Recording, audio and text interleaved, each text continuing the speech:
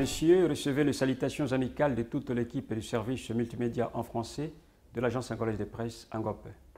L'état actuel de la musique infantile, ou si vous voulez, l'état actuel de la musique pour enfants, tel est donc le sujet que nous allons aborder dans notre rubrique hebdomadaire qui couvre la semaine du 27 août au 3 septembre 2015. Dans quelques instants, le développement. Chers amis internautes, c'est vrai que ces derniers temps, peu d'efforts sont déployés pour promouvoir une musique qui soit spécialement pour enfants. Face à cette situation, les reporters du service multimédia de l'ANGOP ont interpellé quelques étoiles de la musique pour enfants. Ce sont ces stars qui, par le passé, donnaient de la dynamique à ce genre de musique. Écoutons donc ce que les vedettes musicales ont déclaré au micro et devant les caméras du service multimédia de l'ANGOP. Ce qui a été fait dans les années 80 sert de référence à la musique pour enfants dans notre pays. Et cela a été réalisé avec l'appui de la télévision publique et de la radio nationale d'Angola. Composées par des adultes, ces chansons au contenu très éducatif étaient donc chantées par des enfants. Parmi les noms qui ont donné de l'impulsion à la musique pour enfants figurent ceux de Rui Carvalho, Fernando Ferreira, Arthur Arriscado, Kim Freitas, Rosa Rock et Alice Berenguel. Pleines de sentiments nationalistes, les chansons pour enfants portaient en général le rythme angolais.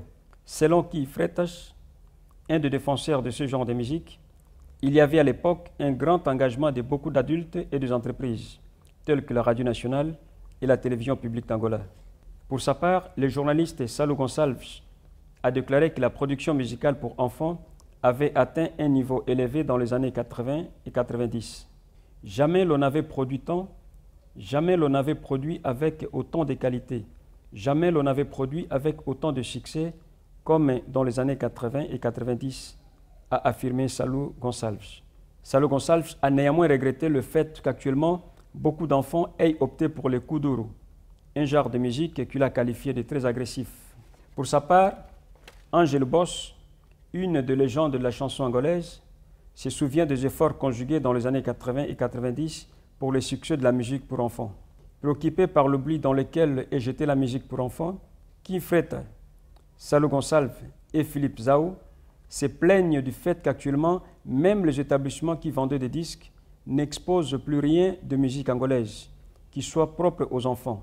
Ils ne vendent que de la musique étrangère. Lucas de Brito, Gisela Gois, Angelo Ramos, le Gingas de Maculusu, Joseca, Alberto de Matos, Berenice Rocha, Martins Sebastião, Pedro Ossi, Isidoro Campos et Mamboro font partie des étoiles brillantes de la musique pour enfants qui ont fait du tabac dans les années 90 et 80. Dans les années 80-90. Vous répétir. Lucas de Brito, Gisela Goiás. Vous répétir. Lucas de Brito, Gisela Gois, Angelo Ramos, le Gingas de Maculusu, Joseca, Alberto de Matos, Berenice Rocha, Martins Sebastião, Pedro Ossi, Isidoro Campos et Mamboro font partie des étoiles brillantes de la musique pour enfants qui ont fait du tabac dans les années 80 et 90. Les chansons de l'époque, contenant des mots bien soignés et sélectionnés, retracés de leçons de mathématiques, de géographie, du civisme et des aventures de la vie quotidienne.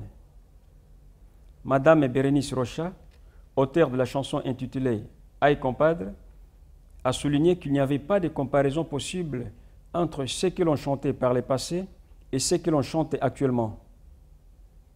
Enfin, selon Berenice Rocha, les cantors spiots, c'est-à-dire les enfants chanteurs, ne chantaient et ne publiaient rien sans écouter au préalable l'opinion des artistes les plus expérimentés en matière musicale.